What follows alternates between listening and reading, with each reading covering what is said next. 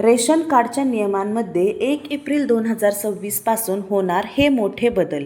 Hi hello नमस्कार. आपल्या सर्वांचे महत्त्वाची माहिती या चॅनलवरती मनापासून स्वागत आहे.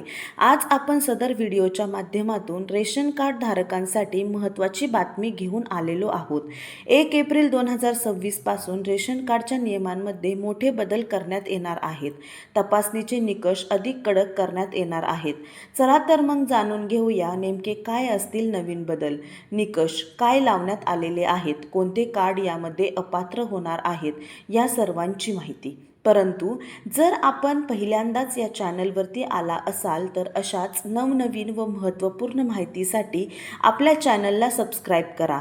केंद्र शासनाच्या माध्यमातून लावण्यात आलेल्या निकषानुसार बांगलादेशी नागरिक किंवा सदन व्यक्ती या योजनेचा लाभ घेत असेल तर बाह्य यंत्रणेद्वारे या रेशन कार्ड धारकांची चौकशी करण्यात येणार आहे. 31 मार्च 2026 पर्यंत या रेशन कार्ड धारकांना KYC करण्याचे निर्देश देण्यात आलेले आहेत. अन्यथा KYC होईपर्यंत तात्पुरत्या स्वरूपात या लाभार्थ्यांचे धान्य बंद करण्यात येणार आहे. त्याचबरोबर या योजनेच्या अंतर्गत जे काही सदन नागरिक असतील, म्हणजेच जे नागरिक इन्कम टॅक्स भरतात, ज्यांच्याकडे 4 चाकी वाहन आहे, ज्यांच्याकडे मोठी इलेक्ट्रॉनिक गॅजेट आहेत, AC आहेत किंवा 5 किलोवॅट क्षमतेपेक्षा जास्त क्षमतेचा जनरेटर आहे, असे जे लाभार्थी आहेत, अशा लाभार्थ्यांची तपासणी करण्यात येणार आहे व त्या लाभार्थ्यांना अपात्र करण्यात येण्याची प्रक्रिया सुरू झालेली आहे.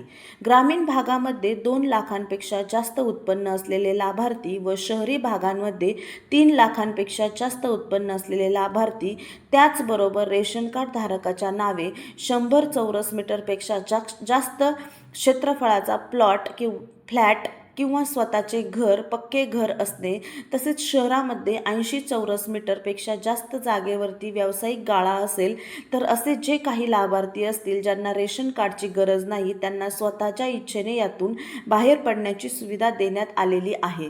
परंतु जर खोटी माहिती देऊन या योजनेचा लाभ घेतला तर फक्त रेशन कार्डच बंद होणार नाही, परंतु जो काही देण्यात आलेला लाभ आहे त्या लाभाची रक्कम वसूल करण्यात येणार असल्याचा इशारा देण्यात आलेला आहे.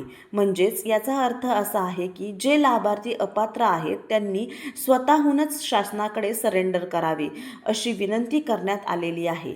चला तर मग भेटूया पुढच्या व्हिडिओमध्ये. नमस्कार.